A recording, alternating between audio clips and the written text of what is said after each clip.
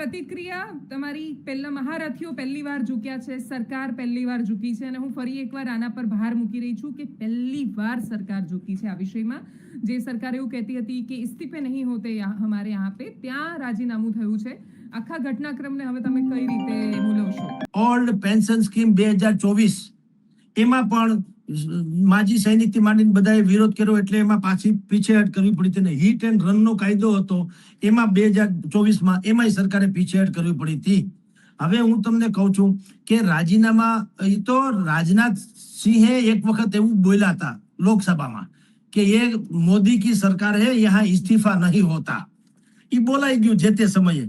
પણ હરસિમરન કૌર બાદલ 2020માં રાજીનામું એને આપી દીધું હતું.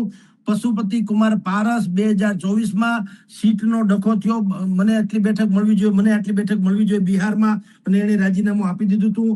એમ જે અકબરનું તો મેં આપને કીધું હતું, 2018માં મી 2 નું થયું એટલે રાજીનામું દેવું પડ્યું હતું. એટલે એવું નથી કે પહેલી વાર આપે, જે દેવાંશીબેન કીધું ને કે પહેલી વાર સરકાર ઝૂકી, એવું નથી. પહેલી વાર આમ તમે જુઓ તો જાહેર થયું એના જેવું, બાકી તો અનેક વખત આવું થયું તો છે જ. પણ નરેન્દ્ર મોદીનો એક સ્ટાઇલ છે કે ઈ જીતને પોતાની ફતેહમાં ખપાવી લે. 2 ડગલા પાછળ હટે તો ઈ એમ ન કે હું પાછળ હેઠો છું, ઈ કે હવેથી મારું નામ રણછોડ એમ. એટલે રણછોડ રાયકી છે ટૂંકમાં. જી મારે આમાં એ વાત મુદ્દો સમજવો છે. હું પહેલી વાર એ સંદર્ભે કહી રહી છું કે આંદોલન થાય અને પછી આંદોલનના પ્રેશરમાં, દબાણમાં એમની જે ડિમાન્ડ હોય એ પૂરી કરવા માટે જ્યારે કોઈ મંત્રી રિઝાઇન આપે ત્યારે આખી દુનિયાની સામે સંદેશ પહોંચે કે સરકારે માનવી પડી એ વાતોને, એ ડિમાન્ડને. કેમ કે ખૂબ બધી વાર ગુજરાતમાં પણ એવું થાય છે, જેમ કે ભ્રષ્ટાચારના આરોપ લાગ્યા તો મંત્રીઓ બદલ્યા ત્યારે બચુ ખાબડને ઘેર બેસાડ્યા, પેલા ભીખુસિંહ છે એમને ઘેર બેસાડ્યા. એટલે એવું નથી કે સરકાર ઝૂકતી નથી કે અસર નથી થતી, પણ એ તરત નથી કરતા, એ ટાઈમ લે છે અને પછી હા હમ કરેંગે પર અપને તરીકે સે કરેંગે. એ પ્રકારની સ્થિતિ આ વખતે નથી થઈ. આ વખતે મને નથી લાગતું કે સરકાર પોતાની મહાનતા પણ સિદ્ધ કરી શકવાની છે આમાં, કે અમે રણ છોડીને ભાગ્યા કેમ કે અમે રણછોડ એ પ્રકારનું અને રણછોડ રાયકી જાય. સ્થિતિઓ બહુ જ અલગ દેખાઈ. ગ્રાઉન્ડ ઝીરો પર જે આક્રમકતા હતી એની અસર દેખાઈ. પ્રાઇમ મિનિસ્ટરે ઇન્સ્ટા મોડ પર આવીને એ કેમેરામાં આ બધું જ કરવું પડ્યું. અને જ્યારે 2014માં સરકાર આવી હતી ત્યારે સોશિયલ મીડિયા બહુ જ મોટું હથિયાર હતું. હવે સ્થિતિ એ છે કે જે પોષતું એ જ મારતું એ સ્થિતિ છે. એક મોટી જનરેશન ગેપ આવી ગઈ હોય એમ એ લોકો સમજી જ નથી શકતા કે ઇન્સ્ટાગ્રામ પર શું ચાલી રહ્યું હતું. તો આ બધાની અસર હવે તમને શું લાગે છે કે શું થશે આવનારા સમયમાં? બેન, આપે એક શબ્દ પ્રયોજ્યો બિલકુલ સાચો. જે પોષતું તે મારતું એ કમ દિશે શું કુદરતી. આવું પેલા સોશિયલ મીડિયાને કોઈ રાજકીય પાર્ટીએ મહત્વ નતું આપ્યું જેટલું નરેન્દ્ર મોદીએ એક મેકેનિઝમ ઊભું કર્યું આખું. પછી બીજા લોકોને એમાં એવું છે કે અનુકરણ કરવામાં ક્યાં અકલની જરૂર છે, સર્જન કરવામાં અકલની જરૂર હોય. તો બીજાએ પણ પછી શરૂ કર્યું, અને તમે શરૂ કર્યું એટલે પછી તો તમે જાણો છો કે અમુક લોકો તો પછી વાત પૂરી કરી નાખે. અત્યારે સોશિયલ મીડિયાનો એવો જમાનો થઈ ગયો કે લગભગ 140 કરોડના દેશમાં મોટાભાગના લોકો પત્રકાર જેવા થઈ ગયા. એક મોબાઈલમાં વિડીયો બહાર પાડીને રજૂ કરી દે એટલે એની માગણી છે એને ચારેકોર દુનિયાભરમાં ફેલાઈ જાય. એટલે એ વાત આપણી સાચી છે. ને આ પર્ટિક્યુલરલી આ કેસમાં શું કામ એવું થયું? કારણ કે આ તો પેદાશ જ જે છે એ સોશિયલ મીડિયા થકીની છે ને, ઓનલાઈન. કોકરોચ જનતા પાર્ટી અત્યારે એના કોઈ રાજ્યમાં એના કોઈ પદાધિકારી નથી, એનું કોઈ સંગઠન નથી, એનું કોઈ સેવાદળ નથી, એનું કોઈ વિદ્યાર્થી પાંખ કે કિસાન પાંખ કે કોઈ પાંખ છે જ નહીં. ખાલી ઓનલાઈન અભિજીત દીપકે જે તે સમયે જે સુપ્રીમ કોર્ટના જસ્ટિસે શબ્દ વાપર્યો તો કોકરોચ, એને તો હાલાકી વકીલો માટે વાપર્યો હતો કે બેરોજગાર વકીલો છે ને એ સરકારની સામે વખોડિયા ભરાવે, પણ આણે ઝીલી લીધો ને આલ્યું. તો કોકરોચ જનતા પાર્ટી ઓનલાઈન સ્થપાણી. અને ઓનલાઈનમાં શું છે બેન, એમાં આમ ખાલી ટીક જ કરવું ને. તમે મને સભામાં બોલાવો, ઈ ન્યા મારે અહીંથી પૈસા ખર્ચીને આવવું, હેરાન થઈને ત્યાંથી પાછું, ઈ જુદી વાત છે. અને તમે મને એમ કહો જગદીશભાઈ મને તમે સપોર્ટ કરતા, મને ખાલી આવું થંબનું નિશાન મોકલો, મને શું ફેર પડે? થંબ કરીને મૂકી દીધું, વાત થાય પૂરી. તમે માનો જગદીશભાઈ મારા સપોર્ટમાં છે. આવું ઓનલાઈનમાં થયું એટલે એને ઘડી કલાકોમાં એને લાખો વ્યુઅર્સ મળી ગયા અથવા તો સમર્થક મળી ગયા. એટલે આ જે જેનજીની વાત નેપાળ, શ્રીલંકા અને બાંગ્લાદેશમાં આપણે જોયું, એની અસર અહીંયા વર્તાય ને ડખો થાય એના કરતા પાણી પેલા પાળ બાંધવાની કોશિશ કરી. પેલા તમે કીધું તેમ તાણ્યું. આ 36 દિવસે આ અત્યારે રાજીનામું આવ્યું. આંદોલન તો 36 દિવસથી ચાલતો હતો ને, અને 36 દિવસના આંદોલનમાં વિદ્યાર્થીઓ એટલે કે જેનજી નામનો વર્ગ અને સરકાર બે વચ્ચે 36નો આંકડો થઈ ગયો હતો. એટલે હવે વિકલ્પ એક જ હતો કે સ્વૈચ્છિક રાજીનામું આપી દે ભાઈ, તો શું થાય? ભાઈ ધર્મેન્દ્ર પ્રધાનની શાખ રહી સહી પણ જે કાંઈ બચી છે થોડીક શાખ બચી જાય અને સરકારી ઉપરની ઘાત ટળી જાય.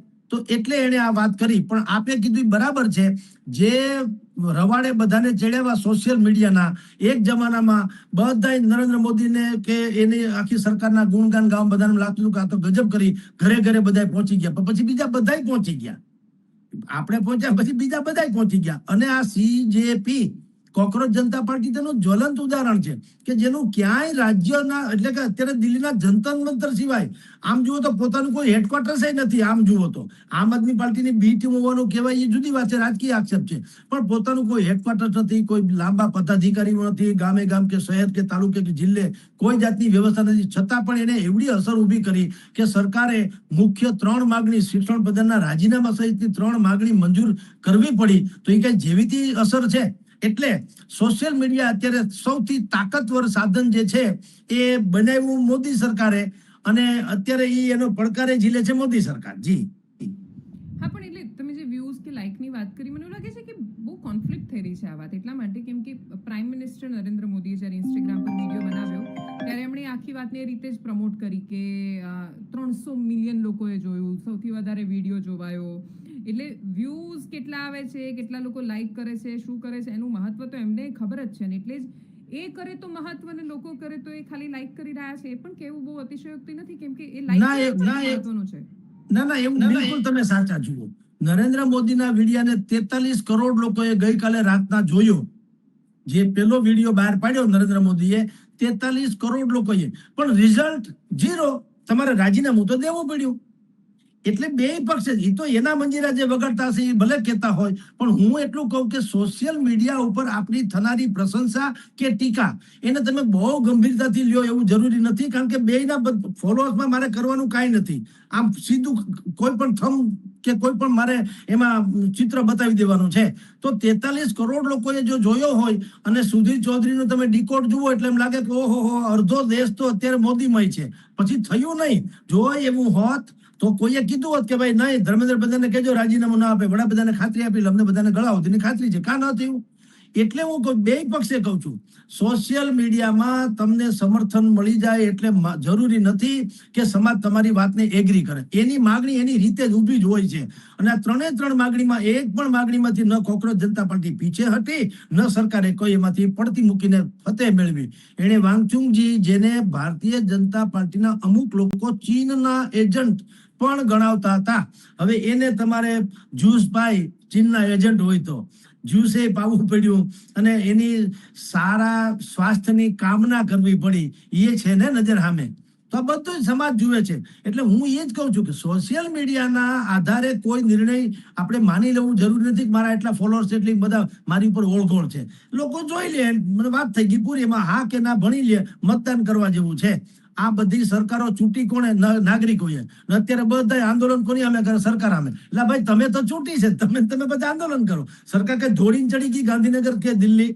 તમે ચૂંટી છે, તમે આંદોલન કરો. એના જેવું આ સોશિયલ મીડિયાનું છે. પણ હવે નરેન્દ્ર મોદી સરકાર કે એનડીએ કે ભારતીય જનતા પાર્ટીના સોશિયલ મીડિયાના લોકોને પણ એમ લાગશે કે આપણે આ ચરણ ચાપી મૂછ મળી નાગણે નાગ જગાડ્યો એ હાથે કરીને હેરાન કરવાનો ધંધો તો છે. જી બેન, આમાં એક બહુ જ મહત્વની વાત એ છે, છેલ્લો પ્રશ્ન મારો જગદીશભાઈ, કે આ જે આખો હવે સરકાર અત્યાર સુધી જે નિર્ણયો નહોતી લેતી એનું એકમાત્ર કારણ એ હતું કે ભલે અમે રાજીનામું લઈ લઈશું, અમારી રીતે લઈશું, પણ જો તમે કહ્યું અને અમે લીધું તો પછી એક પરંપરા સેટ થઈ જશે. એક સફળ આંદોલન બીજા 100 આંદોલનને જન્મ આપી શકે છે, કેમ કે આ એકમાત્ર મુદ્દો એવો નથી કે જેની સામે લોકોમાં અસંતોષ હોય. પેપર લીકથી માંડીને અનેક સમસ્યાઓ, ગુજરાતમાં પણ અનેક સમસ્યાઓ છે જે સરકારની સામે મોં ફાડીને ઊભી છે.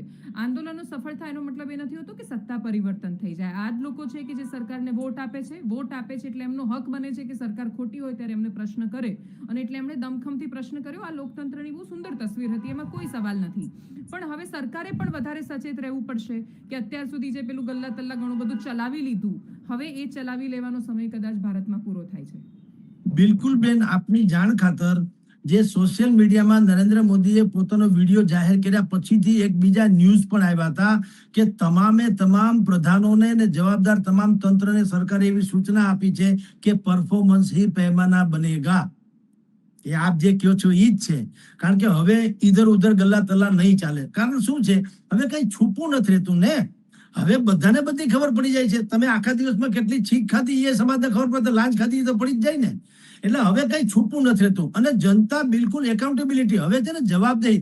હવે લોકો પ્રશ્ન પૂછતા થયા છે ને એનો બિલકુલ નક્કર જવાબ માંગતા થયા છે. નહીતર ઈ ટક્કરે આપે ને કટ્ટરે આપે. એટલે હવે આ લોકો માને છે કે અમારે કઈ સાંભળવું નથી. હવે તો અબ તો યહી આપણા કહે છે ને કે અબ તો વહી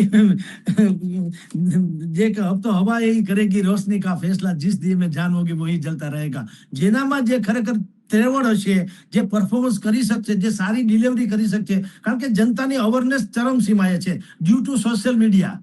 બિલકુલ અવેરનેસ છે હવે. હા, પેલા જેવું છે જ નહીં. હવે તમે જો પાનના ગલે ફિલ્મ આવતું હોય કે ડાયરો આવતું હોય તો લોકો પાન ખાઈને વયા જાય, ફિલ્મ માટે ઉભા નથી રહેતા. હવે ઓવરડોઝ થઈ ગયો છે. પણ મારીને તમારી સામે 50 લોકો રોજ મને 50 લોકો ફોન કરે છે, બધા નીતિગત વાતો જ કરે છે, ગુજરાત સરકારની હોય કે કેન્દ્ર સરકારની હોય. તો જનતા એટલી પોતાના મત પ્રત્યે એટલી બધી અવેરનેસ એનામાં આવી ગઈ છે. એટલે મોદી સરકારે ઈ પણ કીધું છે કે પરફોર્મન્સ ही पैमाना होगा. હવે આવું નહીં ચાલે ધાબડ ધુબડ. એટલે મેં કીધું ધર્મેન્દ્ર પ્રધાનનું રાજીનામું તો પેલા લઈ લેવાની જરૂર હતી ભાઈ. એનું કારણ ધર્મેન્દ્ર પ્રધાન કેકા શાસ્ત્રી નથી, કનૈયાલાલ મુનશી નથી કે ડોક્ટર સર્વપલ્લી રાધાકૃષ્ણન નથી. હવે ઈ આપણી જેમ છે તો ભાઈ એને ઈધર આલિયન ટોપી માલ્યામાં તો આલિયા ઉગાડામાં તો ક્યાં ફરક પડતા है. પણ એના બચાવવામાં આખી સરકાર જો જોખમમાં મુકાય એના કરતા બેટર વે કે એને રાજીનામું દઈ જવું જોઈએ, જેથી કરીને એની રહી સહી સાખે બચે ને સરકાર ઉપરની ધાકે ટળે ગાતે ટળે. એક્ઝેક્ટલી. ગુજરાતમાં પણ સીબીઆરટી જેવા મુદ્દાઓ છે કે જે સરકારની સામે મને એવું લાગે છે કે છોકરાઓના મુદ્દાઓ, જેન્યુઇન રીતે પરીક્ષા લેવાના મુદ્દાઓ એમની સામે રહેવાના છે. હા, યસ જગદીશભાઈ. હા બેન, પણ એક વાત ચોક્કસ છે. હું તમામ નાગરિકોને આપણે હું અપીલ કરીએ, પણ એક જાણવા મળ્યું કહું છું કે તમને હાથો બનાવીને કોઈ પોતાની છબી ચમકાવી લે અને તમે ત્યાંને ત્યાં રહ્યો, એ ન થવું જોઈએ. નાગરિકો જાગૃત થાય તો નાગરિકો જ જાગૃત થવા જોઈએ. અમારા અહીંયા ખેડૂતોના આંદોલન ચાલે છે, વીજ થાંભલા નાખવાના અદાણી આણી કંપની મંડળી સામે. તો નેતાઓ અનેક થઈ ગયા, એને એ બધા મોટી બધી થઈ ગયા. ખેડૂતના પ્રશ્ન તો એમને જ રહ્યા છે. સરકારે પોતાની આંદોલન કરતા પોતાના ધારાસભ્યો, સંસદીયો બધું પોતાનું, છતાંય ખેડૂતો તો ઠેરના ઠેર. એમ આમાં પણ જેનજી તમે જે કહો છો જંતર મંતરમાં, હાલો હવે પરીક્ષાનું ઇન્ફ્રાસ્ટ્રક્ચર કઈ રીતે કરશે એ સરકારે કહેવું જોઈએ. હવે આ સરકાર ઝૂકી ગઈ છે, હાલો આપણે બીજી રીતે નેપાળ વાળી કરીએ, બાંગ્લાદેશ વાળી. ઈ જે અરાજકતા છે ઈ કોઈ કાળે હાલવું ન જોઈએ. એટલે નાગરિકોની જાગૃતિ પણ પવિત્ર વાનચુકજીના ઉપવાસ જેવી હોવી જોઈએ. કોકરોચજીની જેમ હરવા ફરવા જેવી કે વિપક્ષોએ જેમ ચડેલા હવે બિરયાની છે ખાઈ લઈએ એમ નહીં. નાગરિકોએ સમજવું કે તમારા અધિકાર માટે તમે કયો કાફી છે. તમે અત્યારે બેન વાત કરો છો એમ જ સોશિયલ મીડિયા એટલું બધું એક્ટિવ છે કે હું પોતે, મને કોઈ સમસ્યા નડતી હોય, મારી શેરીમાં કોઈ વાળો ન આવતો હોય, દાખલા તરીકે સફાઈ કામદાર ન આવતો હોય, હું વિડીયો ઉતારી કચરોય બતાવું, હું બોલું થોડું ઘણું, અને મારા કોર્પોરેટરના નામ જો કહું કે ભાઈ સાહેબ આ કેટલા દિવસથી કેમ નથી, તો એને નોંધ લેવી પડે એમ છે. મારે કોઈ પક્ષની છાળ પકડવી પડે એમ નથી. એટલે કોઈ પણ વર્ગ હોય, બેરોજગાર હોય કે મોંઘવારી વાળી વાત હોય કે બાકીની દુનિયાભરની ખેડૂતો કે વિદ્યાર્થીઓ, પોતે જયારે જાગૃત થઈ જશે તો કોઈ પણ સરકાર હોય એને એની વાત માનવી પડશે અને વિપક્ષોથી માંડીને બીજા કોઈ એનો ગેરલાભ નહીં લઈ જાય. બસ આટલી વાત છે. વેરી શોર્ટલી હું ખાલી આ છેલ્લી ઉદાહરણ આ વાતે, કેમ કે અભિજીત દીપકે આંદોલન પૂરું થતા જો પહેલું વાક્ય જે બોલ્યા એમાંથી એક બહુ મહત્વનું વાક્ય એ બોલ્યા કે મને હીરો બનાવવાની જરૂર નથી, કેમ કે આ ક્રેડિટ મારી છે જ નહીં. આ આંદોલન જો વિપક્ષનો હાથો બનીને ચાલતું હોત તો કદાચ રિઝાઇન થતું જ નહીં. એટલે આ આંદોલનમાં જે સરકારે એક નેરેટિવ ચલાવવાનો પ્રયત્ન કર્યો ને કે વિપક્ષ હાથો બનાવીને આ કરે છે કે વિદેશના ષડયંત્રો છે, એવું કશું હોત ને તો આંદોલન ઊભું જ ના થતું, અથવા સરકાર ચાલવા જ ના દેતી ને એને કચડી દેવાયું હોત. ક્યારનું આંદોલન કચડાયું એટલે નહીં, કેમ કે બહુ જેન્યુઇન મુદ્દાઓ સાથે બહુ સામાન્ય માણસો ચલાવી રહ્યા હતા અને વિપક્ષના આંદોલનો એટલે જ સફળ નથી થતા. એટલે thank you so much for joining us sir. અને સૌરાષ્ટ્રથી માંડીને બાકી બધી જે વાતો કરી એ બહુ જ રેલેવન્ટ છે.